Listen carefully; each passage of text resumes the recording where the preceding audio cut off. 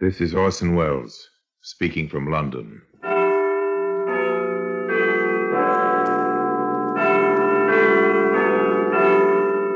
From the Black Museum, a museum of death.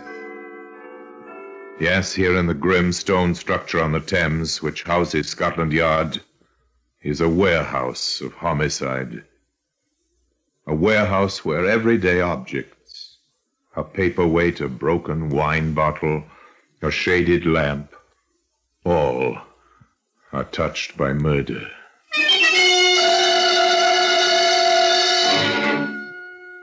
You take this jacket, woolen, hand-knitted, a baby's garment, dusty with age, and only half completed. Sleeves are missing, Inspector, and it still has to be stitched up. Yes. Looks rather pathetic, doesn't it, Sergeant? It does, sir. Yes. Better put it back in the attaché case. Probably be needing it before long. Today, that jacket, sleeveless and unstitched, can be seen in the Black Museum.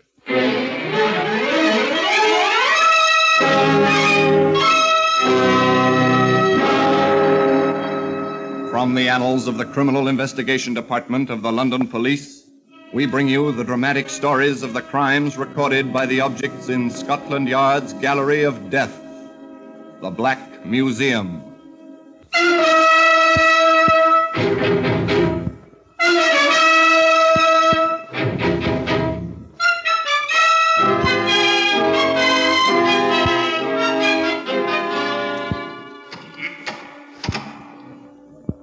Well, here we are in the Black Museum, Scotland Yard's Museum of Murder. Here lies death, dressed in its Sunday best. Here, for example, is a nail file. It was once used by a manicurist to trim the dainty fingernails of a beautiful woman, later used by an insane killer. Here's a length of cord, weighted with lead at either end, harmless enough to look at, but lethal in its effect as a weapon of murder. Here we are. Here's the jacket, mottled and dusty, somewhat inconspicuous in its place on the shelf, a tragic relic of passion and violence. I'm going to take you back quite a few years to a warm Sunday morning in June of the year 1921. We're outside a small chapel in the London suburb of Kensal Rise. The service is not long ended, and the congregation files slowly from within out into the brilliant sunshine. A young girl emerges, waves to a few friends gathered near the entrance, and turns along the dusty yellow road in the direction of the township. She's gone but half a block when she hears an unfamiliar voice calling after her. Miss! Miss! She turns and finds herself face to face with a man she has never seen before. A stocky, broad-shouldered young man with a round face and black, penetrating eyes. I beg your pardon, miss, but I think you dropped this. Oh, my hymn book. It is yours, then? Oh, yes. I wasn't quite sure. Thank you ever so much. Oh, that's all right. I don't know what I'd have done if I'd lost it. Mother'd never forgiven me. She gave it to me for my 12th birthday. I've had it ever since. Well, in that case, it's a good thing I happen to be looking your way. It certainly is, yes. Well, I must be off. Thank you again. You're going towards the village? Yes. I live on the other side of the rise. I'm going that way myself. Perhaps you wouldn't mind my walking with you. Not at all.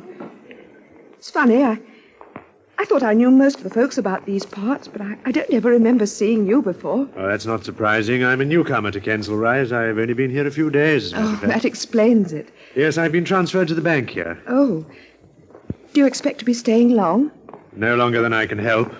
I'm trying to save enough money to buy a chicken farm. A chicken farm? Well, it probably strikes you as being a queer ambition for a fellow to have, but I've always wanted one, ever since I was a youngster. I've even got a small piece of land picked out. Half an acre at Crowborough in Sussex. Crowborough? I've a friend who lives there. On the land? Yes, it's a wonderful spot. I stayed there for a week once. I loved every minute of it. Oh, then you probably know more about the place than I do. I've only just passed through it. That's when I saw the land for sale. How long ago was that? Oh, about 6 or 7 months. What if it's been sold in the meantime? No, that's hardly likely. You see, I spoke to the agent. He told me it had already been up for sale 2 years and looked like staying that way for the next 10. Oh, I see. I only hope he knew what he was talking about. The two walked on in silence for several moments. Then suddenly the young man laughed.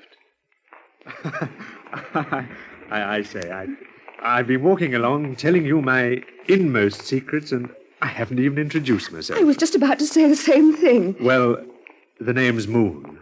Trevor Moon. And mine's Evelyn Rose. But everyone calls me Evie. And that's how it all began. A romance destined to flower with all the beauty of young love, only to wither and die a tragic death. But let us not anticipate. Let us follow the course of that romance, or rather, let us pick out the more pertinent of its developments.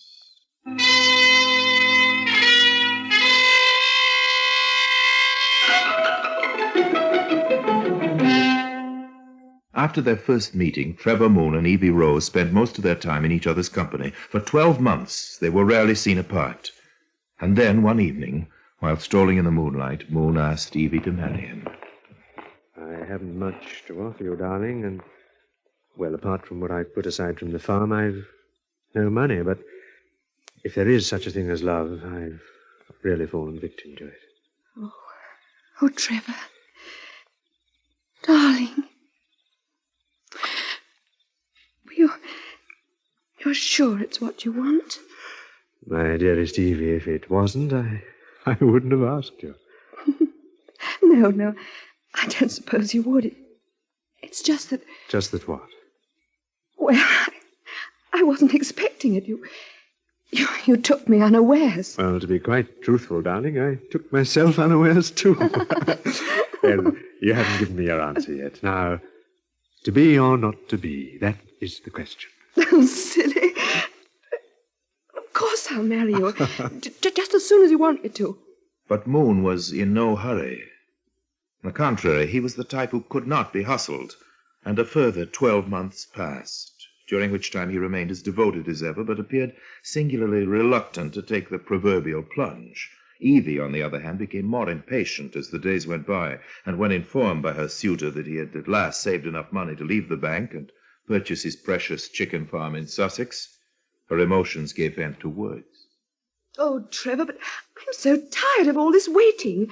How much longer must we go on like this? Just a few months, darling, till I get the farm straightened out and ready for business. But why can't we be married right away? Then I could help you straighten things out. You can help me most, darling, by being just a little more patient. The moment I get things in order down at Crowborough, I'll send for you. That's a promise. So Evie had to consent to go on waiting. 2 weeks later, matters having been settled, Moon bid his sweetheart a fond farewell and left for Sussex. A month passed, and no word from him. Evie had done her best to be patient, as he had asked, but this was too much. Packing a bag, she took a train for Crowborough, and upon reaching her destination, checked in at the local inn, where she made inquiries as to the location of the Moon property. Within the hour, she was knocking at the door of a small shack on the outskirts of the village. Evie! Trevor, darling, please don't be angry with me, but I had to see you. How did you get here? By train. I had to come, darling. If I'd waited another day, I'd have gone out of my mind. It's been... You can't stay here, you realize that. Well, I thought I'd stay at the hotel. No. Trevor, please. You're catching the next train back home. But, darling... I'll walk with you to the station. No, Trevor. No, I'm not going. You're not going? I'm staying in Crowborough till we're married. I see. And if I happen to decide against going through with it... I'm afraid you haven't any alternative, Trevor. Why? You see, I'm going to have a child. Your child. Well, you'd better stay.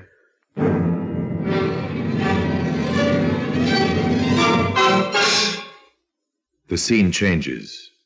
It is 3 months later. We're in the office of the Crowborough police station. Constables Harris and Vernon are playing checkers. Oh, didn't see that one coming. Been playing for that all along. Puts me in a bit of a spot. Hey, does that all right, right enough. I'll get it. No fancy moves while my back's turned, neither. As if I were. Well, it wouldn't be the first time. Crowborough Police Station. Constable Harris speaking. What's that? Yes. Yes. Hold it a tick while I get my notebook and take down a few particulars. Now, what name was it again? Rose. Mrs. Lena Rose. Yeah. And the missing girl? Daughter. Evelyn, known as Evie. Address? 14 Marsden Parade, Kensal Rise. Yes. And how long has your daughter been gone, Mrs. Rose? Since Saturday morning, I see. Yes. Well, let you do with the present, Mrs. Rose. You'll be hearing from us. Yeah, that's right, yes. Good night, ma'am. Trouble? Oh, nothing. It won't keep. Another missing girl, that's all. But Constable Harris was in error. It was not simply a case of another missing girl who disappeared for a few days. It was a case of a missing girl who disappeared for good. Today, evidence of that fact can be seen here in the Black Museum.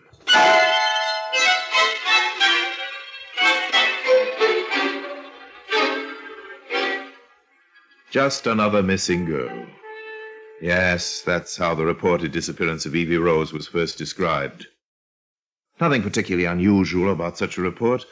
Almost every day of the week, someone or other vanishes without any apparent reason or cause, to show up again in due course with a perfectly simple explanation for their supposedly mysterious absence. But of course, there's always the exception, which is why the police waste as little time as possible in checking up on such matters. So it was that the following day, Mrs. Lena Rose received a visit from Sergeant Cross of the Crowborough Police Station. Now then, Mrs. Rose, let's get the facts straight, shall we? According to this report, your daughter left home early on Saturday morning. That's right, Sergeant, 2 days ago. She told me she was going down to Crowborough for the day. Crowborough? Yes, to visit her fiancé. He has a chicken farm there. Not a very big one, I understand. He only bought it a few months ago, but he's doing very well. You've been in touch with them, I take it? Oh, yes, he said he was expecting Evie for lunch on Saturday, but she didn't arrive. Was she in the habit of visiting him often? No. Several weeks ago she went down to see how he was getting along, and that was the only time. She returned the same day? Just in time for tea. I come to think of it, it was just about that time that she changed so. Changed? Yes. She used to be such a happy sort of girl, you know, always laughing and joking, and then suddenly she became moody, sullen, as though something was worrying her, something she couldn't speak of, even to me. You've no idea what it could have been, I suppose? Well, perhaps I shouldn't tell you this, but I had a feeling it was something to do with Trevor. Trevor? Trevor Moon, her fiancé. Oh.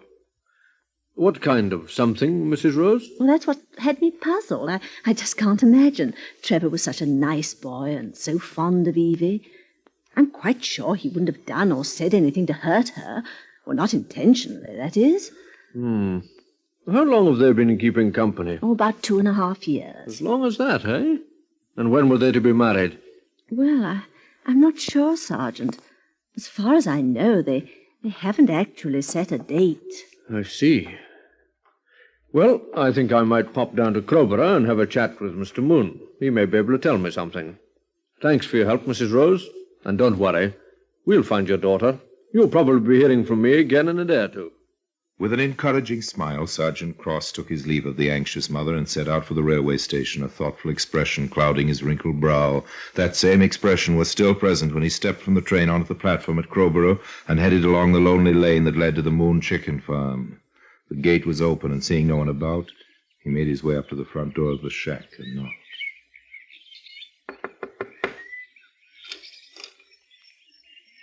Yes? Mr. Moon? That's right. I'm Sergeant Cross. I wonder if you could spare a few moments of your time. By all means, Sergeant. Come right in. The place is in a bit of a mess, I'm afraid. That's all right. Well, sit down, won't you? Thanks. I suppose you know why I'm here. Well, I've a fair idea. It's about Evie Rose, isn't it? Yes. Still no sign of her? I'm afraid not. Oh. There are just a few questions I'd like to ask you, Mr. Moon. Routine, you understand, nothing more. Of course. I've just come from Kensal Rise. I've been talking to Mrs. Rose, who gave me fuller details. I suppose she's almost out of her mind with worry. Well, under the circumstances, I think she's taken it very well. I understand that you and the missing girl are engaged to be married. That's so? And that she was on her way down here to visit you when she disappeared. Yes, I was at the station to meet her, but she wasn't on the train. Well, what train was that? The 11 o'clock. I waited an hour for the next one, but she wasn't on that either, so I came back home. Were you worried at all? No, not unduly. I just assumed she'd changed her mind about coming. You didn't think it odd that you hadn't heard from her? No, I can't say I did. How long is it since you last saw her? Oh, roughly speaking, about 2 months. That was when she last visited you? Yes. She only came here once. I see. How did she seem then? How did you mean? Well, did she seem depressed or worried about anything? Oh, not that I can recall. No. Why? Oh, no particular reason. Not for 1 second during the interrogation did Sergeant Cross shift his gaze from Moon's face. He had never trusted black eyes, and he wasn't quite sure he liked the look of this young fellow. But, despite this, the inscrutable Mr. Moon gave no indication that he knew any more about the missing Evie Rose than he was ready to admit, and certainly did not appear to have anything to hide. The contrary, in fact. Back at the Crowbury police station, later that same day, Cross admitted as much to his superior, Divisional Inspector Broughton. So you think he's told all he knows, eh, Sergeant? Well, sir, let's just say that he gave me that impression. It was those black eyes of his that set me thinking. They've got a shifty look about them. You can hardly hold the color of a man's eyes against him, Sergeant. Perhaps not, sir, but even so, I think the best thing we can do at this stage is to give the newspapers a photograph of the missing girl and a description of the clothes she was wearing on the day of her disappearance. Just as you say, sir. I'll attend to it right away. Thus it was that a photograph of Evie Rose, together with a description, found its way onto the front page of 3 London newspapers. Well, sir, that should do the trick. Yes, let's hope so, Sergeant. 2 weeks passed, during which time no information regarding the missing girl was forthcoming. Yet a 3rd week went by, and still there was no trace of Evie Rose. Well, Sergeant, looks as if we'd drawn a blank. It does rather, sir. What's to do now? That's the question. Yes, I think I might pay your friend Mr. Moon a visit. I doubt if you'll get much more from him than I got. Possibly not. No harm in trying. To this day, Inspector Broughton could not say exactly why he so suddenly decided to pay Moon a call. Perhaps it was the prompting of fate, or perhaps he acted simply on a blind impulse. Whatever it was, he wasted no time about it. And that same afternoon he made his way out to the Moon farm, found Moon seated on the narrow veranda, thoughtfully puffing at a much-smoked pipe. Hello there. If you're another of those damn fool reporters, you can go to... No. I'm not a reporter. Well, that's a relief anyway. They've been showing up here in a steady stream for the past 3 weeks. Oh, is that a fact? Yes. You know, I'm convinced they really believe I murdered that girl, that Evie Rose. Oh? Ah, prying fools that they are. The way they ask questions, you'd think I was on trial. Well, perhaps you are. What? I mean, perhaps they think you know more than you're telling. Now, why should they think that? Well, she was supposed to be on her way to visit you when she disappeared. Well, it doesn't mean I murdered her. No. I mean, anyone could have done it. Done what? Murdered her. Who said she was murdered? Why, no one. Not in so many words, but that's what they're inferring. Who? Those wretched reporters. You sure you're not imagining it? Of course I'm not imagining it. Why should I imagine it? Well, why should you indeed? You're sure you're not a reporter? Quite sure. Who are you, then? Well, matter of fact, I'm a detective. Detective? Inspector Broughton's the name. Oh. Well, I'm glad you stopped by, Inspector. What brought you here? Oh, I just wanted to have a look about the place. Why? Curiosity. I suppose you wanted to question me, too. Well, frankly, I did want to, but I don't want to anymore. I think you've given me all the answers I need. With a nod, the inspector turned and walked back down the path. He didn't look back, but he could feel Moon's eyes staring after him. The eyes that had told him so much, so convincingly. It was just like that. Almost like the sort of stuff one reads in a cheap detective fiction magazine. Well, this was cheap. But it wasn't fiction. It was life. Life in its birthday suit. That was quick, Inspector. How'd you make out? He's a killer, Sergeant. Moon?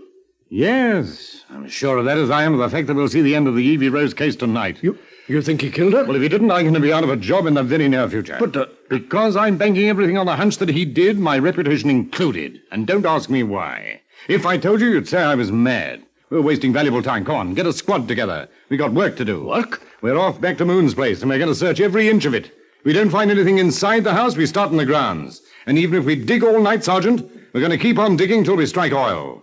So, less than an hour later, Inspector Broughton was back at the chicken farm, and with him were Sergeant Cross and 4 constables. The shack was searched from top to bottom, and, finding nothing on the inside, they started on the outside, with picks and shovels and everything they could lay their hands on. Broughton was risking his career on an intangible impulse, and he knew it. But somehow he didn't think it was much of a risk. There's nothing so far, Inspector. Yeah, we got a lot of ground to cover yet, old chap. I hope you're not making a mistake, sir. So do I. But if I am, you won't suffer for it. I can promise you that. I wasn't thinking of myself. Don't worry about me. My shoulders are broad enough. The digging continued. When it was too dark to see, lanterns were lit. 4 hours slipped by, and even Broughton was ready to throw in the towel when, shortly after 1 p.m. Inspector, What is it, Sergeant? just look what Hanson has dug up. A attaché case. Get an eyeful of the initials on it. E.R. Seems as if your hunch might have been right after all. Yeah, come on, open it up. Maybe something in it. Right. Well, doesn't feel like it. Hello? What's this? Looks like a jacket of some sort. A baby's jacket. That's what it is, all right. Only half completed. See? Sleeves are missing, and it still has to be stitched up. Yes. Looks rather pathetic, doesn't it, Sergeant? It does, sir, yes. Yes. Better put it back in the attaché case. Probably be needing it before long. With the discovery of the attaché case, the search was renewed with an added vigor, and stray articles of clothing were brought to light, one by one. Clothes identical to those worn by the missing girl on the day of her disappearance. A green scarf, a yellow jumper, a brown skirt, patent leather shoes, and a brown beret. Doesn't leave much to the imagination, Inspector. No, not much. But we still have to find a body. Yes, they still had to find a body. But they felt it couldn't be far away. And they were right. Except that it wasn't a body, but rather a scattering of bits and pieces that once had been a body.